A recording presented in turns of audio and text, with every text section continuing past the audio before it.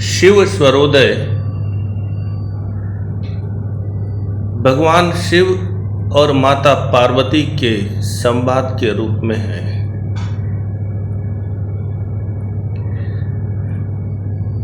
श्री गणेशाय नमः। महेश्वरम नमस्कृत्य शैलजाम गणनायकम गुरुम च परमात्मानम भजे संसार तारणम। मैं भगवान शिव जी को प्रणाम करता हूँ। मैं माता पार्वती जी को प्रणाम करता हूँ। मैं भगवान गणेश जी को प्रणाम करता हूँ और गुरु की सर्वोच्च सत्ता को नमन कर संसार से मुक्ति प्रदान करने हेतु भगवान शिव, माता पार्वती, भगवान गणेश जी और गुरु को प्रणाम करता हूँ। श्री देव उवाच देव देव महादेव कृपा कृत्वा ममोपरि सर्व सिद्धि करम ज्ञानम कथयस्व मम प्रभो।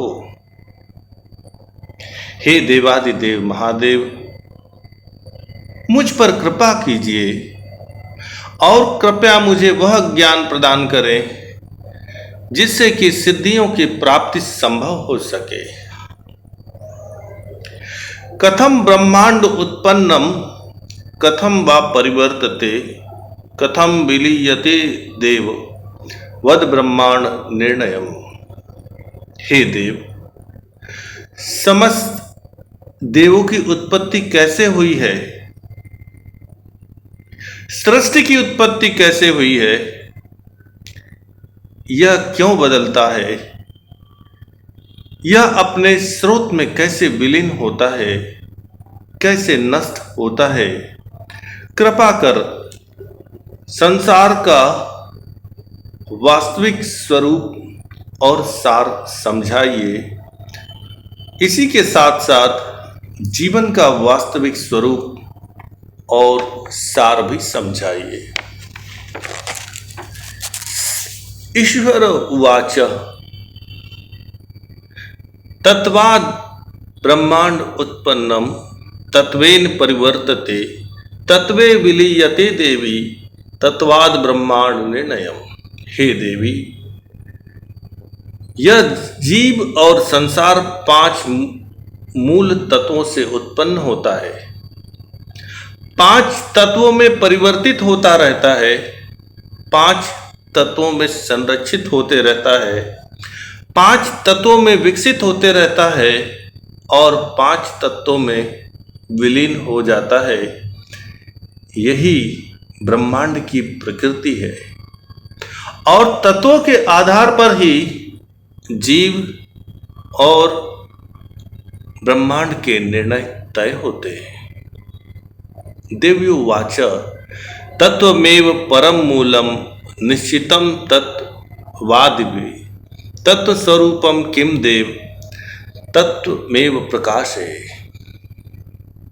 हे प्रभु, तत्वों से ही जगत की उत्पत्ति, तत्वों में ही जगत का विलय है। इसीलिए कृपा कर मुझे तत्वों के सार के विषय में बताइए। जैसा कि ऋषि जान सकते हैं, मुनि जान सकते हैं, योगी जान सकते हैं, ज्योतिषी जान सकते हैं, कृपया मेरे लिए भी मार्गदर्शन कीजिए। आगे भगवान कहते हैं ईश्वर उवाच, प्रभु कहते हैं निरंजनो निराकार एको देवो महेश्वर तस्माद् आकाशात् समुत्पन्न आकाशात् वायु संभव। हे देवी,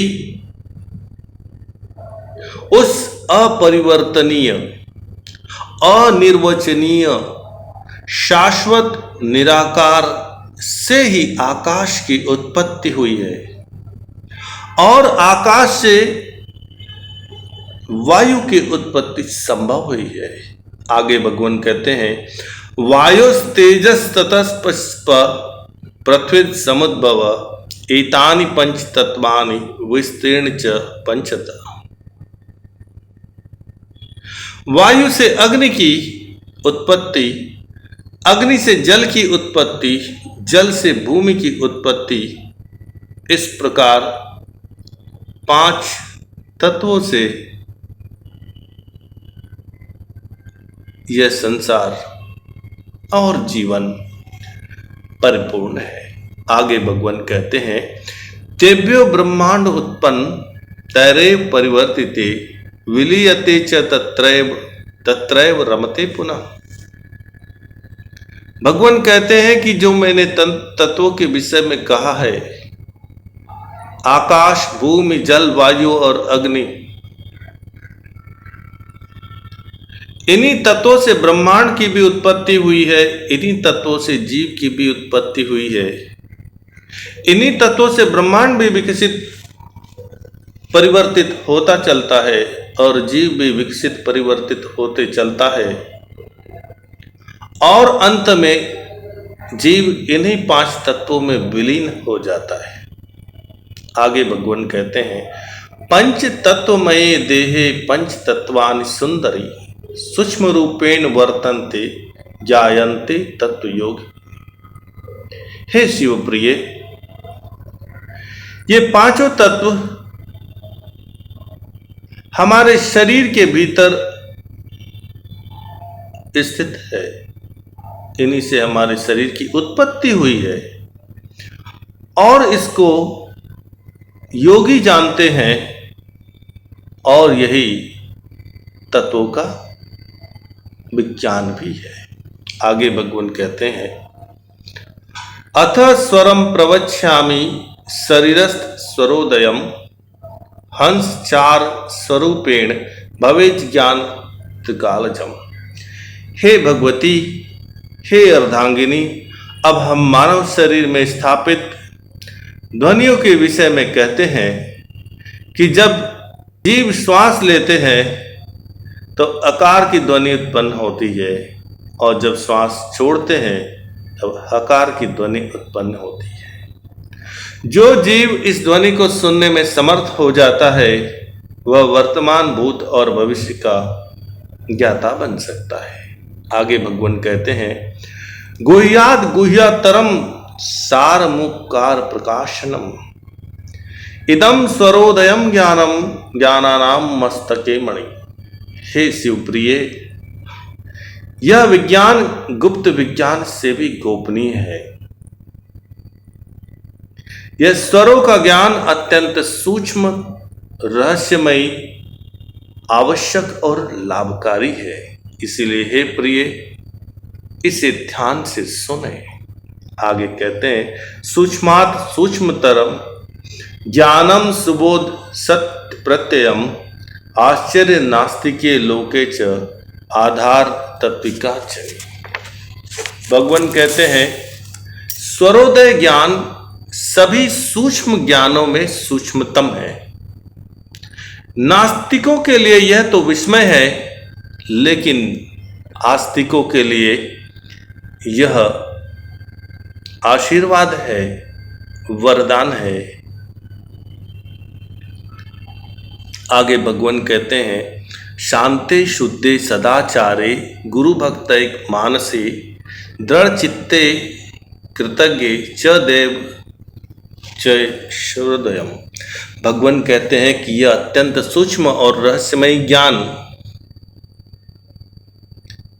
शांत चित्त वाले को, शुद्ध चित्त वाले को, सदाचारी को, गुरु भक्त को, दृढ़ चित्त वाले को और उपकारी को देना चाहिए।